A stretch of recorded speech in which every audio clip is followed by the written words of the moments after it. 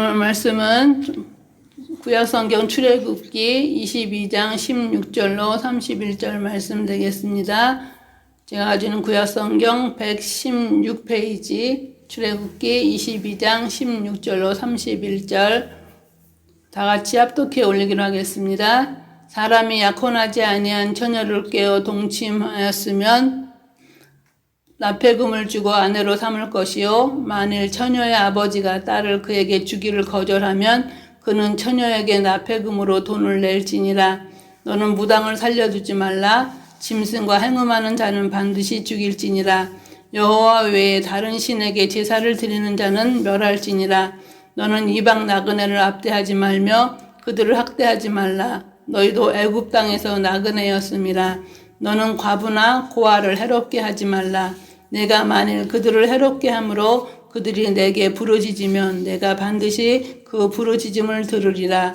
나의 노가 맹렬함으로 내가 칼로 너희를 죽이리니 너희의 아내는 과부가 되고 너희 자녀는 고아가 되리라. 내가 만일 너와 함께한데 백성 중에서 가난한 자에게 돈을 구워주면 너는 그에게 채권자같이 하지 말며 이자를 받지 말 것이며, 내가 만일 이웃의 옷을 전당 잡거든 해가 지기 전에 그에게 돌려보내라. 그것이 유일한 옷이라. 그것이 그의 알몸을 가릴 옷인즉 그가 무엇을 입고 자겠느냐. 그가 내게 부르짖으면 내가 들으리니 나는 자비로운 자임이니라. 너는 재판장을 모독하지 말며 백성의 지도자를 저주하지 말지니라. 너는 내가 수고한 것과 내가 짜낸 집을 바치기를 더디하지 말지며 내 처음 난 아들들을 내게 줄지며 내 소와 양도 그와 같이 하되 이랫동안 어미와 함께 있게 하다가 여드레 만에 내게 줄지니라. 너희는 내게 거룩한 사람이 될지니 들에서 짐승에게 찢긴 동물의 고기를 먹지 말고 그것을 개에게 던질지니라. 아멘. 예, 오늘 저와 여러분이 봉독한 말씀을 통하여서 거룩한 백성으로 살아가려면 하는 제목으로 함께 은혜를 나누고자 원합니다. 본문 출애굽기 20장 1절에서 23장 19절까지 이어지는 시내산 율법 조항의 일부분으로 출애굽기 21장 1절에서 22장 15절에서는 주로 대인관계에서 발생하는 생명 및 재산권 침해 관련법을 다루었고요. 출애굽기 22장 1절에서 15절에서는 손해배상의 법에 대해서 말씀하였습니다. 그리고 오늘 본문인 출애굽기 22장 16절에서 31절에서는 거룩한 백성, 하나님 나라의 백성으로 살아가기 위한 종교, 사회, 도덕 분야에서의 문제와 규범들을 다루고 있는데요. 먼저 16절과 17절 말씀을 보면, 사람이 약혼하지 아니한 처녀를 깨어 동침하였으면 납폐금을 주고 아내로 삼을 것이요, 만일 처녀의 아버지가 딸을 그에게 주기를 거절하면 그는 처녀에게 납폐금으로 돈을 낼지니라 해서 약혼하지 아니한 처녀를 깨어 동침한 자에 관한 법에 대해서 말씀하고 있어요. 약혼하지 아니한 처녀를 깨서 동침하는 행동을 가장 먼저 규제의 대상으로 삼고 있는데, 이는 처녀의 순교를 더럽힌 경우에 해당하는 해결법으로 그런 행동을 한 남자는 반드시 그녀의 부모에게 여성 노동력의 손실을 경제적으로 보충해주는 납폐금, 곧 신부의 몸값을 지불하고서 그녀를 아내로 삼아야 했어요. 여기서 납폐금은 단순히 여성의 몸값이 아니라 사회적인 협약 가운데서 형성된 가치로 미래의 자녀를 얻고 가정을 이루어나가는 것에 대해 남자가 여자의 집안의 비용을 지불하는 것으로서, 설령 그녀의 아버지가 그를 자기 딸에게 적합하지 않은 자로 판단하고 자기 딸을 그에게 절대로 주지 않겠다고 말한다 하더라도 그는 자신의 잘못된 행동에 대한 벌로 납폐금에 해당하는 돈을 지불해야만 했습니다. 그 까닭은 그가 폭력적인 방법으로 처녀의 성적인 순교를 짓밟았기 때문입니다.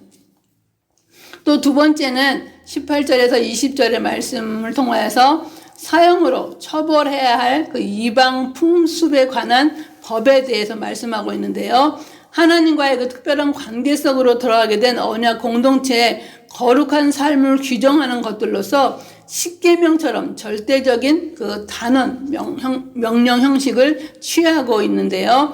규정에 의하면 무당 또한 짐승과 행음하는 자, 여호와 외에 다른 신에게 제사를 드리는 자들을 살려두어서는 안 된다고 말씀하고 있어요.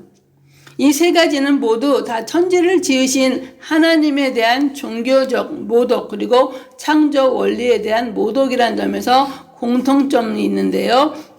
첫 번째로 18절에 무당을 살려두지 말라고 하신 이유는, 무당은 초혼자, 신접한 자, 박수 등을 말하며 원어상으로는 여성 마술사를 가리키는데, 무당은 악한 영의 도움을 얻어서 점을 치고 예언하는 등의 신통력을 가지고 활동하는 자로 우주의 대주제이신 여호와 하나님을 거역하고 다른 악한 영들과 교통하면서 하나님의 백성들을 미혹해 하는 자이기 때문에 살려두지 말라고 말씀하셨어요. 또 19절에 짐승과 행음하는 자는 반드시 죽일지니라고 하신 이유는, 짐승과 행음하는 행위는 하나님이 정하신 창조 질서에 어긋날 뿐만 아니라 궁극적으로는 이스라엘 주변 세계에서 행해지던 동물 숭배나 풍요제의 일부를 구성하고 그것을 행하고 있기 때문에 하나님께서는 그를 반드시 죽이라고 말씀하셨고, 또 만물의 영장으로서 인간의 존엄성을 격화시키는 행위이기 때문에 반드시 죽이라고 말씀하신 것이죠. 그러므로 하나님의 백성은 하나님의 거룩하심을 쫓아 정결하게 살아야 함을 또한 교훈하고 있는데요. 또 세 번째, 여호와 20절에 여호와 외에 다른 신에게 제사를 드리는 자는 멸할지니라 해서, 여호와 외에 다른 신에게 제사 드리는 행동이 금지의 대상이 되는 까닭은 여호와 숭배를 명하는 10계명의 첫 번째 계명을 위반하는 중대한 범죄 행위로 창조주요 구속주이신 여호와께 마땅히 드려야 할 경배를 우상에게 돌리는 것을 금하는 것이에요. 즉 이방 신들에게 희생 제물을 드린다는 것은 여호와 하나님의 주권에 대한 모독이고 반역인 것이죠. 따라서 이를 어긴 자는 하나님의 권위에 도전하는 자로 마땅히 죽음으로 다스려야 한다고 했어요. 한편 고대 사회는 이처럼 우상 숭배가 거의 그 종교적 형태를 띠고 있었는데, 오늘날 현대 사회에서의 우상은 뭐예요? 물질 숭배, 또한 권력의 추구, 과학기술의 맹신, 또한 자녀, 돈 등 새로운 형태로 발전되었는데요. 그러므로 우리 신앙생활을 하는 사람들은 행여나 하나님 외의 것에 최고의 가치를 부여함으로 하나님을 부정하는 현대판 우상 숭배자들이 아닌지 스스로 돌이켜 보아야 할 줄로 믿습니다. 또 세 번째로 하나님께서는 약자들을 위한 그 사회보장법에 대해서 말씀하시는데요. 21절에서 27절 말씀을 보면, 거룩하신 하나님과의 그 교제를 단절시키는 육적, 영적인 문란죄에 관한 그런 법률이 그 16절에서 20절에 말씀한 것에 이어서 본문 21절에서 27절은 이웃의 도움으로서만 살아갈 수 있는 연약한 자들의 그 기본권과 존엄성을 보호하기 위한 규정에 대해서 말씀하고 있어요. 먼저 수직적인 차원에서 볼 때 철저하게 여호와 하나님을 중심으로 하는 거룩한 언약 공동체를 이루어야 하는 이스라엘 백성은 이제 수평적인 차원에서 자기들과 더불어 살아가는 외국인, 나그네와 과부 및 고아 등의 사회적인 약자를 압제하거나 괴롭혀서는 안 된다고 말씀하고 있는데, 그들 역시 뭐예요? 애굽에서 외국인, 나그네로서 약자의 삶을 살아본 적이 있기 때문이죠. 여기서 나그네란 단순히 그 지나가던 길손이 아니라 외국인으로서 히브리 사회에 체류하게 된 자를 의미하는데, 이들은 이방인들로 토착민이 아니므로 혈연 및 지연 관계도 없고 법적인 신분 보장도 불확실했습니다. 그래서 율법은 히브리 민족뿐 아니라 이들에게까지 친절을 베풀고 억압하지 말라고 명령하는 것입니다. 만일 이스라엘 백성이 사회적인 약자들인 나그네와 과부 및 고아를 괴롭힌 탓에 그들이 여호와께 부르짖는다면 하나님께서는 반드시 그들의 부르짖음을 들으실 것이고 분노함으로 그들을 칼로 죽이실 것이라 말씀하고 있습니다. 그렇게 되면 도리어 사회적인 약자들을 괴롭힌 그들의 아내와 자식들이 각기 과부와 고아가 되리라고 말씀하시는 거죠. 또 약자를 위한 사회법 두 번째는 25절에서 27절 말씀을 통하여서 이스라엘 백성에게 경제 분야에서도 사회적인 약자들을 향한 특별한 관심과 배려를 멈추지 말 것을 요청합니다. 그들은 언약 공동체 안에 빈민들에게 돈을 구워줄 때 채권자, 즉 빚쟁이처럼 독촉해서도 안 되고 이자를 받아서도 안 되고 또 그들에게서 겉옷을 담보로 잡은 경우에는 해가 지기 전에 그것을 돌려주어야 합니다. 기온이 떨어지기 시작하는 저녁 이후의 시간대에는 차가워지는 그의 몸을 가리고 덮을 것이 그것밖에 없기 때문에 만일 그들이 그에게 그렇게 하지 아니함으로 말미암아서 그가 여호와 하나님께 부르짖는다면 자비로우신 하나님, 약자의 하나님께서는 그 부르짖음을 결코 외면하지 않으실 것이라는 것입니다. 이스라엘 백성이 이처럼 가난과 궁핍에 내몰린 자들을 돈벌이의 수단으로 볼 것이 아니라 섬김과 보살핌이 필요한 가족 구성원 중 일부처럼 대할 것을 요청하는 이유는 비록 가난할지라도 그들 역시 넉넉한 사람들과 똑같이 여호와 하나님의 언약의 백성이기 때문이요. 바로 그들이야말로 자비로우신 하나님의 특별한 관심의 대상들이 되기 때문입니다. 또한 하나님께서는 거룩한 백성으로 살아가기 위해서 하나님 나라의 거룩한 백성으로서의 지켜야 할 규범에 대해서 28절에서 31절을 말씀하고 있는데요. 하나님의 선민된 이스라엘 백성이라면 당연히 지켜야만 될 종교적 의무들을 말씀하시는데 실로 하나님은 경제, 사회적인 보호 대상자들에 대해 깊은 관심을 보이시며 그들의 필요를 채우는 일에 당신의 수고를 요구하신다는 사실입니다. 더욱이 하나님께서는 이 같은 이웃사랑의 아름다운 면들을 하나님을 온전히 섬기고 봉사하는 일과 같은 선상에 두심으로써 그 일이 중요함을 일깨워주고 계십니다. 진정 하나님은 당신께 향한 종교적 행위들이 이웃사랑과 소외된 영혼들을 살피는 것을 원하신다는 사실입니다.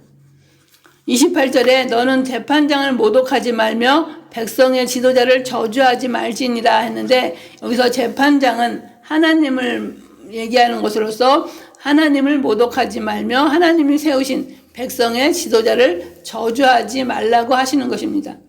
이스라엘 백성은 하나님이 주신 각종 계명들과 법규들을 무시하며 신의 율법에서 백성의 지도자를 저주하는 행동에 대해 하나님을 모독하는 행동을 같은 맥락에 두는 이유는 그를 저주하는 행동이 결과적으로 그를 세우신 하나님의 선택과 결정을 무시하는 것으로 이는 하나님의 권위를 업신여기는 것이나 다름이 없기 때문입니다. 하나님을 존중히 여기는 행동은 이스라엘 백성이 그에게 드리는 제물과 또한 그들이 먹는 음식물을 통해서도 분명하게 드러나는데요. 그 까닭에 율법은 이스라엘 백성에게 곡식을 거두거나 포도주를 빚거나 올리브 기름을 짰을 경우에 가장 먼저 그 일부를 하나님께 제물로 바치고 또 처음 난 아들들과 소나 양의 처음 난 것들도 하나님께 바치되 소나 양의 처음 난 것들은 이래 동안 어미와 함께 있은 후에 어미로부터 안전하게 떼어낼 수 있는 여드렛 날에 가서야 그것들을 하나님께 바칠 것을 명하고 계시죠. 이어서 말씀 율법은 이스라엘 백성들에게 들에서 부정한 음식물 곧 맹수에게 찢겨서 죽은 짐승의 고기를 먹지 말고 그것을 개에게나 던져주라고 말씀하십니다. 이는 이스라엘 백성들에게 하나님의 거룩한 백성으로서 언약 백성으로서 그 정체성을 분명히 가질 것을 얘기하시는데요. 그러므로 말미암아 하나님께서는 거룩한 백성으로서 하나님 앞에 온전한 그런 삶, 구별된 그러한 삶을 살라고 얘기하시는 거죠.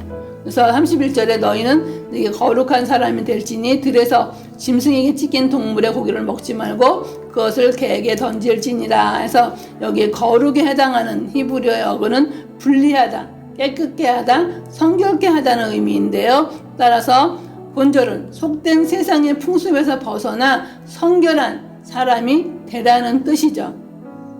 실로 하나님께서는 성도를 세상에서 불러내서 당신의 백성으로 삼으신 것도 당신의 거룩하심을 쫓아서 거룩한 삶을 살게 하기 위함이었습니다. 그래서 이러한 사실은 구약에서 이스라엘 백성의 모든 생활 근간이 되는 율법의 핵심이 이스라엘 백성들의 성결한 삶에 초점을 두고 있다는 점에서도 분명히 드러나는데요. 뿐만 아니라 성결한 삶은 그리스도의 구속의 은총으로 하나님 앞에 택함 받은 족속이요 왕같은 제사장들 우리 성도들이 이 땅에서 추구해야 할 최대의 과제인 것입니다. 오늘 말씀을 정리하겠습니다.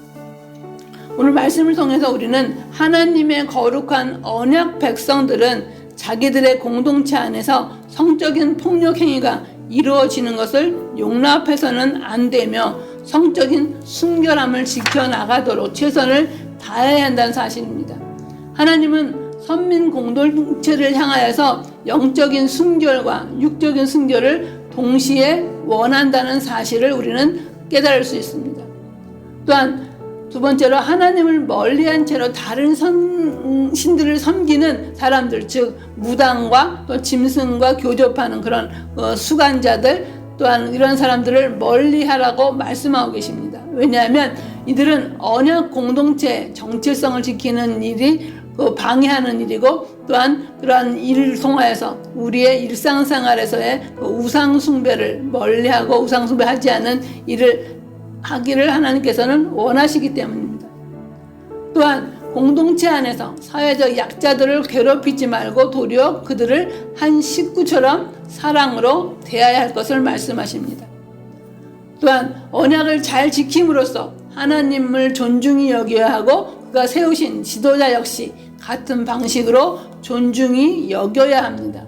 그래서 농작물의 첫 열매를 가장 먼저 하나님께 드리는 행동이나 사람과 집, 짐승의 처음 난 것들을 하나님께 바치는 행동, 그리고 부정한 음식을 멀리하는 행동 등도 넓게 보면 언약 공동체가 자신의 정체성을 굳건히 지킴으로써 하나님의 거룩한 백성으로 하나님을 존중히 여기는 방법으로 인식되고 그런 삶을 살아가야 하기 때문입니다.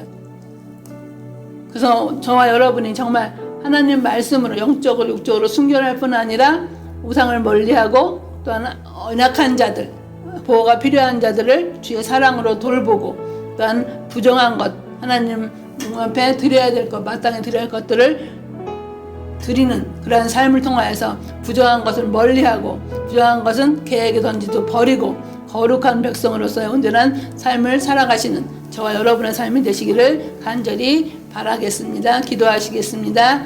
사랑의 아버지 하나님, 주님의 사랑과 은혜를 감사합니다. 오늘도 주님 사랑하시는 은혜 가운데 한날을 허락하여 주시고 또한 아버지 오늘도 말씀을 통하여 하나님의 거룩한 백성으로서 살아가기 위한 귀한 말씀을 허락하여 주심을 감사합니다. 우리 영적으로나 육적으로 하나님 앞에 성결되이 구별한 자로서 살아가게 도와주시고 우상을 숭배하고 거짓되고 무당이나 아버지 하나님 또한 짐승과 교접하는 그러한 악한 행위들을 아버지 하나님 멀리하게 도와주시며 또한 연약한 자들, 좀 보호와 돌봄이 필요한 자들에게 이웃의 사랑의 마음으로 예수님의 사랑의 마음으로 그들을 돌보며 살아가게 도와주시고 마땅히 하나님께 드려야 할 것들 아버지 하나님 정말 육적인 동물뿐만 아니라 또한 농산물들 첫 열매들을 아버지 하나님 앞에 온전히 드리며 또한 거룩한 백성으로서 아버지 하나님 먹어야 할 것들 먹지 말아야 할 것들을 온전히 구별하며 아버지 하나님 거룩한 백성으로 시민으로서 살아가기 부족함이 없도록 인도하여 주시고 그러한 삶을 살아가는 자에게 주님 함께 하시고 아버지 연약한 자의 부르짖음에 응답하시는 하나님의 놀라운 응답의 역사와 인도하심 있게 도와주시기를 간절히 소원하오며 예수님의 이름으로 기도드리옵나이다. 아멘.